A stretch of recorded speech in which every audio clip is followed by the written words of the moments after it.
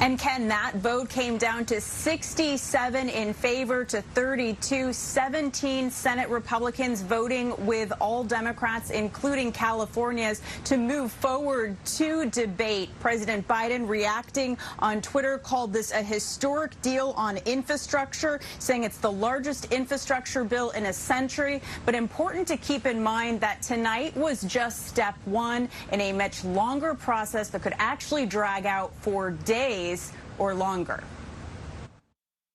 The motion upon reconsideration is agreed to. The Senate has passed a motion to begin debate on a bipartisan physical infrastructure bill just hours after negotiators announced a deal. At a time when Washington seems broken, this group came together.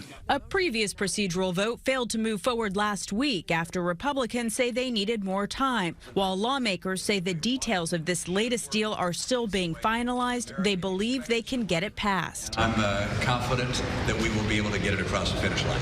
President Biden said he also feels confident about the infrastructure legislation during a trip to eastern Pennsylvania. While there's a lot we don't agree on, I believe that we should be able to work together on the few things we do agree on. The president toured a Mack truck manufacturing facility while pushing his administration's new Buy American rule. We're going to make the biggest enforcement changes to the Buy America Act in 70 years. The proposed rule would require goods purchased by the federal government with taxpayer money to contain at least 60% of U.S.-made content, up from the current 55%.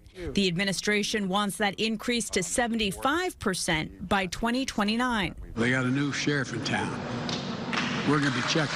The proposed rule would not take effect until after a 60-day review period.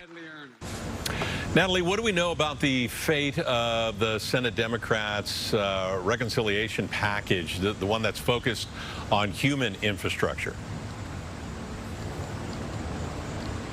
That one with a price tag of $3.5 trillion, so much larger, Ken. The Senate Majority Leader Chuck Schumer made clear tonight that he is committed to moving forward with both bills at the same time. That has been his stated goal, but we learned earlier today that Arizona's Kyrsten Sinema says she does not support the reconciliation bill in its current form. So that signals more negotiations ahead, and again, the timing of all of this a bit uncertain, with lawmakers put on notice that their August recess could be delayed. Ken. All right, Natalie Brand reporting live from the White House. Thank you, Natalie.